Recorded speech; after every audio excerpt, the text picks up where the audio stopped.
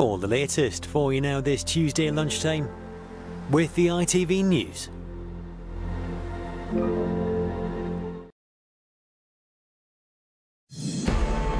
Breaking news in the post office scandal. The former boss, Paula Venables, has just announced she will hand back her CBE with immediate effect. We'll have the latest. Also ahead, Boeing calls an all-staff meeting to discuss safety concerns on its MAX 9 jets.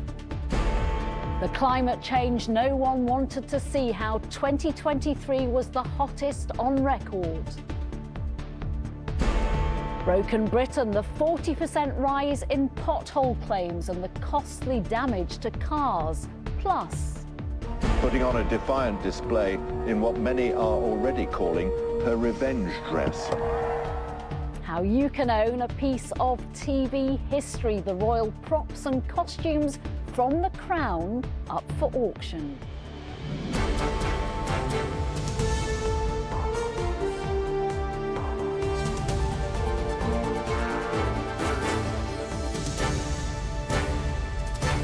This is the ITV Lunchtime News with Nina Hussain.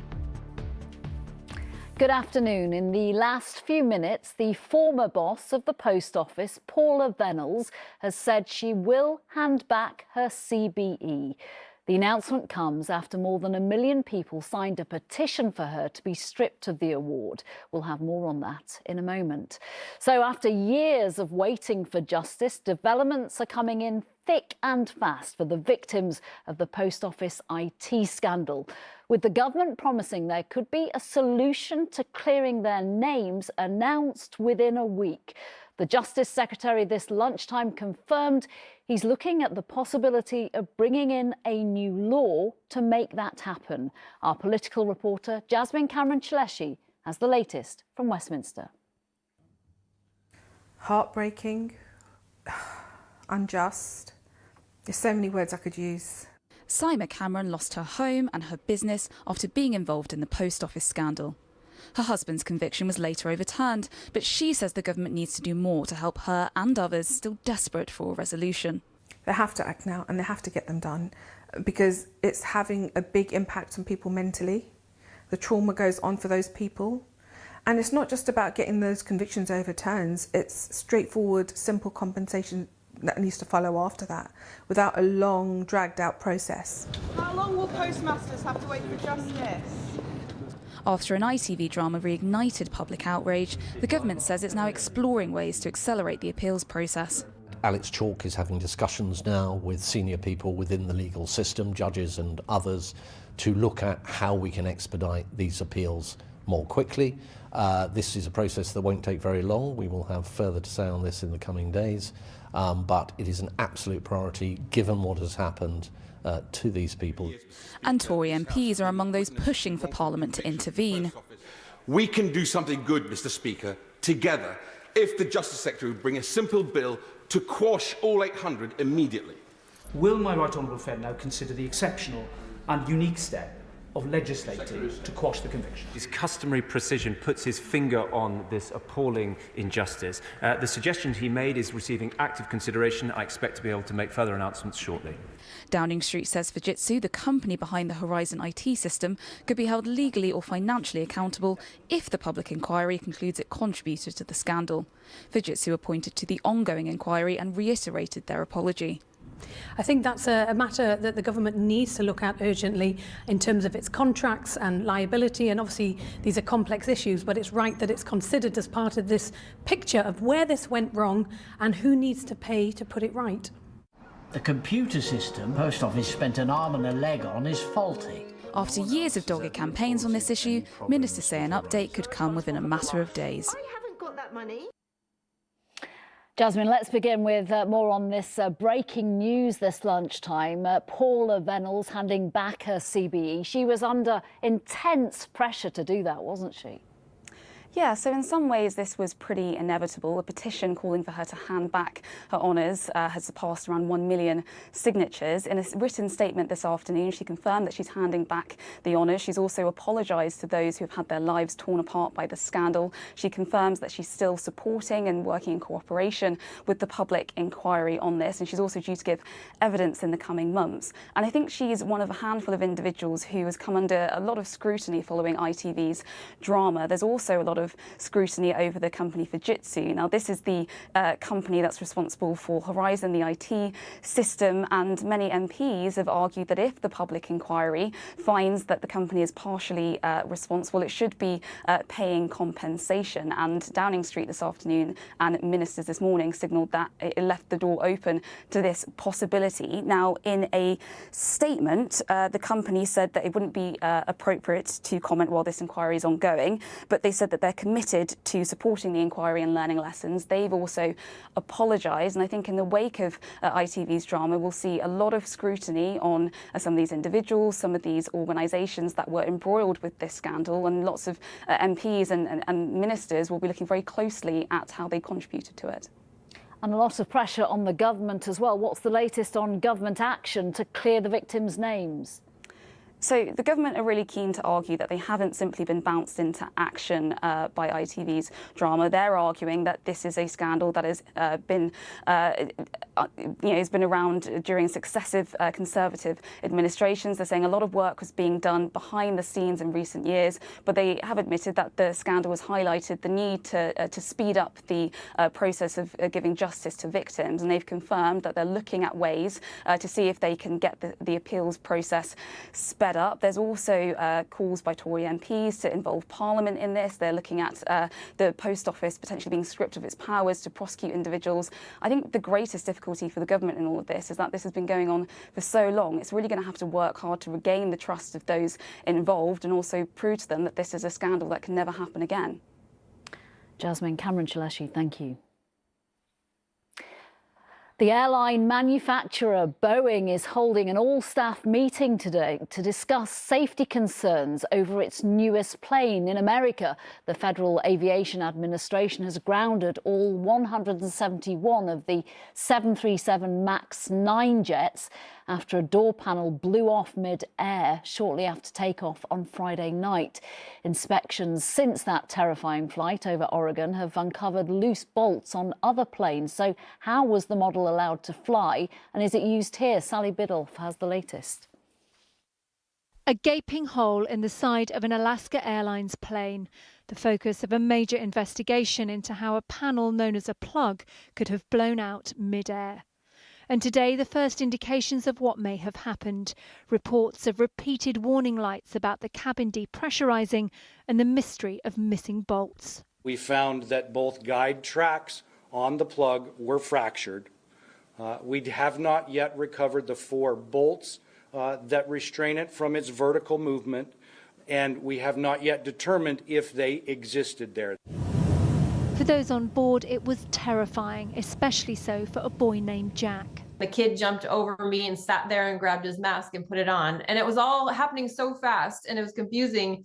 I didn't know where he came from. I didn't know what seat he was in, where he was before that. I didn't know why he didn't have a shirt on, because his shirt got sucked off of his body when the panel blew out because of the pressure. And it was his seatbelt that kept him in his seat and saved his life. And there he was next to me, and I could see his skin was red, and he had some cuts on him. Every passenger quickly realised this could have been much, much worse. The 2 seats directly next to the panel were only unoccupied because 2 people had missed their flight. For now, all Boeing 737 MAX 9 planes are grounded for checks. No UK or EU carrier has them in their fleet, but they are used by United and Alaska Airlines in North America, Copa Airlines in Panama, Aeromexico and Turkish Airlines. The Civil Aviation Authority here has said none of the aircraft can enter UK airspace unless they've been checked before takeoff. Sally Biddulph, ITV News. Climate scientists have confirmed that last year was the warmest on record and have likened the temperature rise to changes in body temperature, where a small difference can separate a healthy person from one with a fever. Data from the EU's weather satellite found record sea temperatures and ice melting contributed to extreme weather, from devastating floods to deadly heat waves. Our science correspondent Martin Stew takes us through the figures and what they mean. It's official. 2023 was the hottest year on record, beating the previous warmest, 2016, by 0.17 degrees, which might not sound much, but is huge when you consider it is a global average spread over an entire year. It's also very close to breaching the limit set by the Paris Climate Agreement to keep global temperature rises below 1.5 degrees above pre-industrial levels. 2023 was 1.48 degrees above that. And for the very first time ever, every single day, the global temperature was more than a degree hotter than those pre-industrial levels. Plus, there were 2 days, the 17th and 18th of November, where there was more than 2 degrees warmer than before. And it's not just air heat records which were broken. Sea temperatures reached record highs, you can see from the red line at the top. Antarctic sea ice, well, that reached record lows. And there were extreme weather events right around the globe, from European droughts and heat waves to deadly floods in Libya and huge Canadian wildfires. So what caused it? Well, one reason is the natural phenomenon known as El Niño. That's where a change in direction of trade winds in the Pacific sees ocean temperatures rise, and El Niño tends to be hotter in those years as a result. That began last summer. But scientists say by far the biggest driving factor is still greenhouse gases emitted by humans. Levels of carbon dioxide and methane rose again last year to record highs. So what about the future? Well, those emissions aren't going down, and we can expect the impact of El Niño to be even more pronounced this year. As a result, it is likely we will breach the 1.5 degree level this year. That means the chances of more extreme droughts, wildfires and flooding goes up. However, it won't officially mean we've missed the Paris target, because that relies on a 20-year average, not just a single year. It does, though, set a very worrying precedent. Martin Stew there, the father of a 2-year-old who died after exposure to mould at his housing association flat, has voiced his support for proposals to bring in a strict timeframe for landlords to fix problems. Awab Ishaq died in December 2020 after prolonged exposure to mould in his home in Rochdale. If the proposals go through, hazards would have to be investigated within 14 days, with a timescale on repairs too. Our North of England correspondent Rachel Townsend is on the estate where Awab lived in Rochdale. Rachel, take us through the new rules and the reaction to them. Yeah, well, all this comes as a result of the courageous campaigning from the family of Awab Ishaq. Awab was, of course, the 2-year-old boy who died after living for months in a damp and mouldy flat on this estate in Rochdale. And at the inquest into Awab's death, his father told the coroner that he had repeatedly reported the damp and mould to their landlord, Rochdale Borough-wide Housing, but nothing was done. Well, these new proposals are part of a consultation on what will be known as Awab's Law. It will require landlords to investigate hazards within 14 days, start fixing these hazards within a further 7 days, and make emergency repairs within 24 hours. Those who don't comply could be taken to court by their tenants. Now, there is concern among campaigners. I mean, how will this be regulated? And, you know, repairs may start after 7 days, but when will they be completed? Certainly in the case of Awab Ishaq, people came out to look at the job and perhaps start repairs, but they were never completed. Now, the Housing Secretary Michael Gove has said today is about stronger and more robust action against social landlords. As you say, Awab's father has welcomed the news, and he says he hopes it stops any other family going through the pain that they went through. Rachel Townsend, thank you. Still ahead, the pothole plague and the surging costs of repairs. Plus, the frocks and rocks, the crown's jewels up for auction.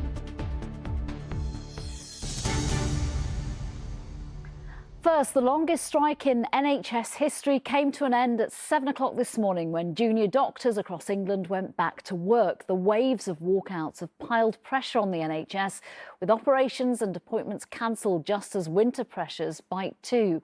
Our health correspondent Rebecca Barry is at the Queen Elizabeth Hospital in South London and takes us through the impact there. This hospital is one of the many whose services have been stretched to the limit during this strike. In this trust alone, 3,000 patients have had their operations or appointments cancelled. And at one point here in the maternity unit, they were at risk of being dangerously understaffed. So a junior doctor was granted rare permission to cross the picket line and return to work to protect patient safety. I've spoken to one consultant here who's worked 7 days straight covering these strikes and won't get a break until the weekend. So there is a real sense of relief among everyone here that the longest strike in NHS history is now over. But now the staff have to deal with the aftermath of this unprecedented industrial action, rearranging the tens of thousands of appointments that have had to be pushed back. And of course, this comes at one of the busiest times of the year for the NHS. In this emergency department, all of the bays are currently full and patients are having to be treated in overspill areas. I spoke to one patient who spent the night in a corridor within the ward here, but he was still very supportive of the doctors on strike. And it's not all over yet. There are reports that the British Medical Association will hold fresh ballots to hold further strikes later in the year. Rebecca Barry reporting. Next, how the extreme weather is playing havoc on our roads. If you thought there were more potholes than ever, you might be right. The insurance company Admiral says the number of pothole-related claims jumped by 40% last year. It recorded 1,324. That compared with the more than 900 claims in 2022.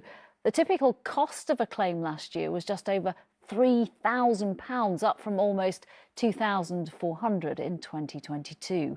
Ellie Pitt is on a road with potholes in central London for us this lunchtime. Ellie, what's the government's response been?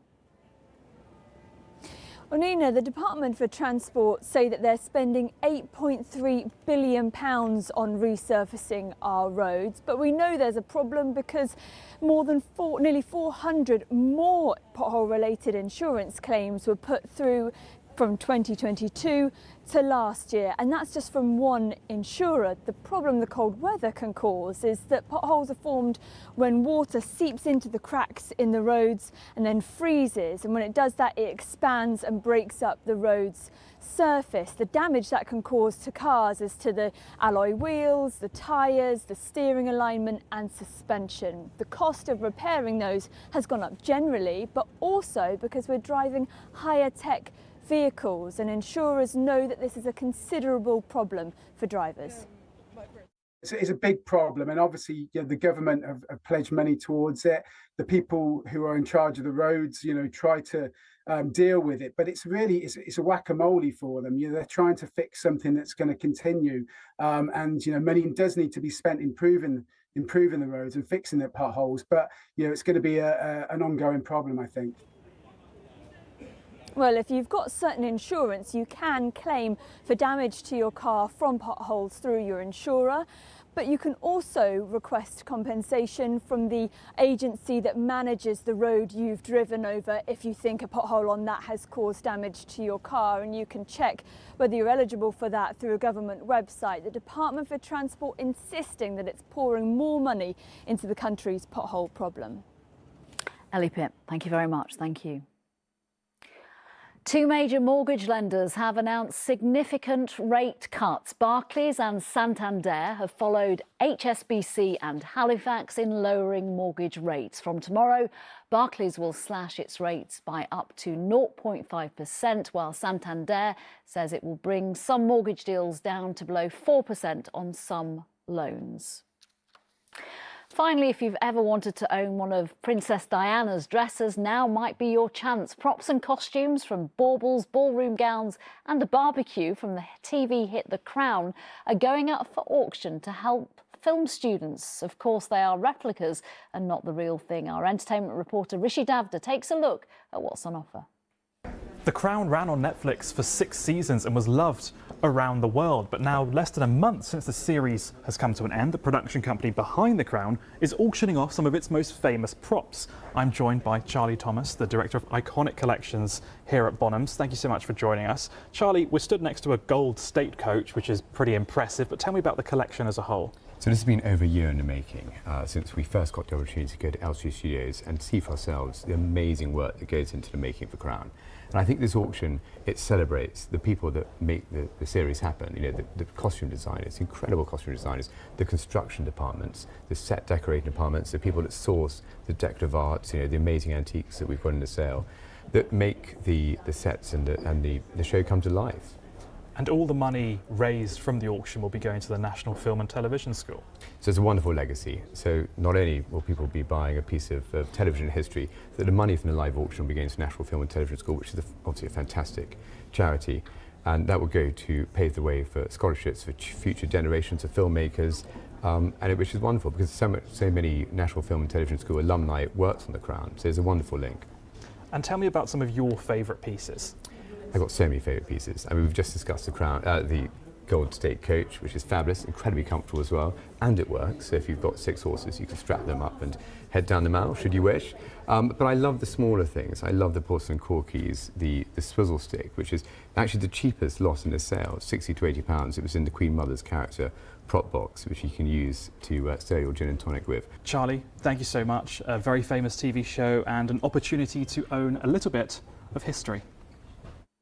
Rishi Davda there. Before we go, just time to tell you about a new political podcast we're launching tomorrow. Here's Tom Bradbury with the details. What on earth is going on in British politics?